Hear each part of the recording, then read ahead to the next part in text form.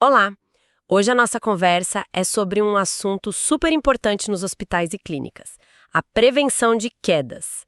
A gente vai usar como base um guia bem prático, o Roteiro Meta 6. Isso aí. É um material focado em deixar um ambiente de cuidado mais seguro para todo mundo. Exato. E para começar, o que é uma queda segundo esse guia? É, assim, um deslocamento não intencional do corpo para baixo, sabe? Sem que a pessoa consiga se corrigir a tempo. E é importante dizer, né? Isso não se aplica só ao paciente. Vale para acompanhante, visita, até para o pessoal que trabalha lá. Verdade, todos precisam de atenção. E o guia já começa com um ponto crucial: avaliar o risco do paciente assim que ele chega. Para isso usam a escala de Morse. Ah, a escala de Morse. O que ela avalia, basicamente? Olha, ela vê o histórico da pessoa, se já caiu antes, se está recebendo soro ou medicação na veia, como está a orientação dela, se tem outros problemas de saúde, se precisa de ajuda para andar, e o jeito de andar também. Entendi. E com base nisso, sai uma pontuação. Isso, que classifica o risco como baixo, médio ou alto. Mas o mais importante que o guia reforça muito é que essa avaliação tem que ser diária. Não adianta fazer só na entrada. Claro, a condição do paciente pode mudar de um dia para o outro, né? Exatamente. Ok, vamos analisar isso mais a fundo. Além do risco de cair, o material fala de coisas que pioram a situação se a queda acontecer. Tipo osteoporose, né?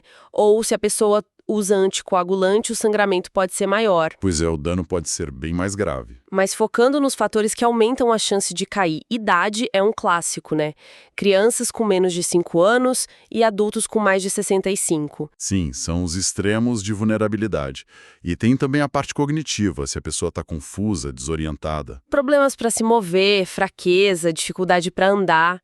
E algumas doenças específicas, tipo sequela de AVC, tontura, dor muito forte, ou aquela queda de pressão quando levanta, a hipotensão postural. E tem um ponto que o guia dá uma atenção especial, que é a polifarmácia. Ah, o uso de muitos remédios juntos. 4 ou mais, né? Exato. 4 ou mais já liga o alerta. E algumas classes de medicamentos são mais perigosas nesse sentido. Benzodiazepínicos, aqueles para dormir ou para ansiedade. Diuréticos também. Também. Alguns antidepressivos, antipsicóticos. Por quê? Porque muitos dão sono, tontura, confusão, ou as interações entre eles podem desequilibrar a pessoa, sabe? Nossa, é um fator de risco bem significativo, então. Exige atenção redobrada da equipe. Muita atenção na hora de prescrever e de acompanhar o uso. E aqui a coisa fica bem interessante. As medidas práticas de prevenção. O guia mostra que depende de todo mundo, uma abordagem multidisciplinar. Sim, não é só uma pessoa ou um setor. Uma coisa simples, mas que ajuda, é aquela pulseira de alerta, né? Geralmente vermelha, para identificar o risco. Todos os pacientes internados usam. Sim, é um sinalizador visual rápido. Mas a prevenção vai muito além disso. A enfermagem tem um papel central. Com certeza. Aplicar escala de risco, definir o que precisa ser feito para aquele paciente especificamente, orientar ele e a família. E tem uma coisa chamada termo de risco de queda. O que é isso exatamente? Esse termo é bem importante. Ele formaliza que o paciente e a família foram informados sobre os riscos e sobre o que precisa ser feito para prevenir. É para garantir que todo mundo está ciente, entende. Entendi. E isso conecta com outra coisa que o guia menciona, a corresponsabilidade. Exato.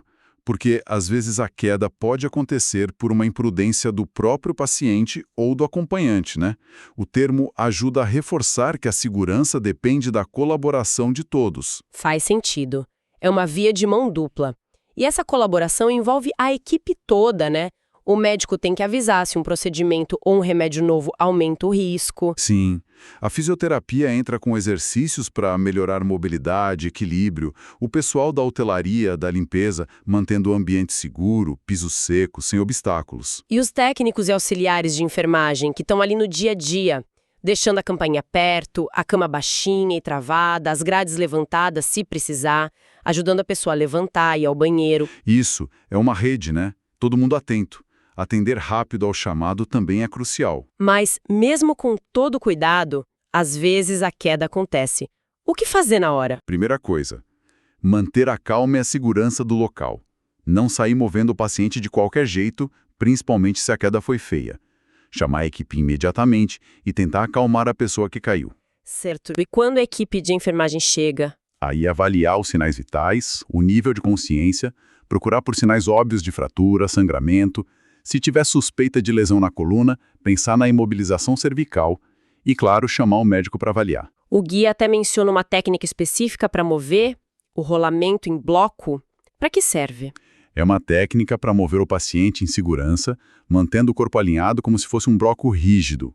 É fundamental se houver suspeita de lesão na coluna, para não piorar nada. Precisa de gente treinada para isso, né? Com certeza.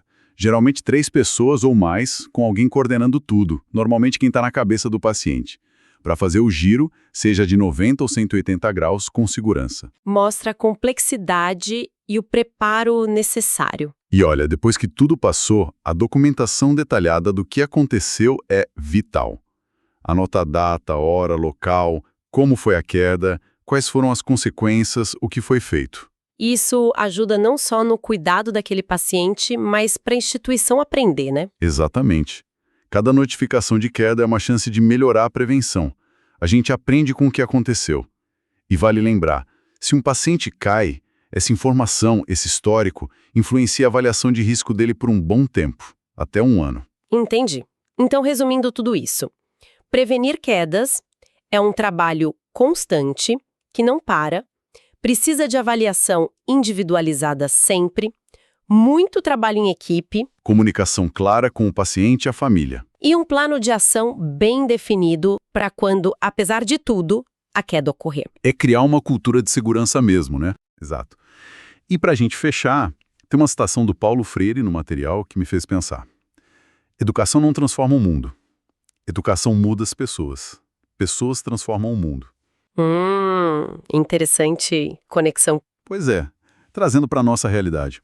Será que a educação contínua, o engajamento real da própria equipe de saúde em todos os níveis, não é o motor mais forte para a gente realmente transformar a segurança do paciente e diminuir as quedas? Fica aí a reflexão.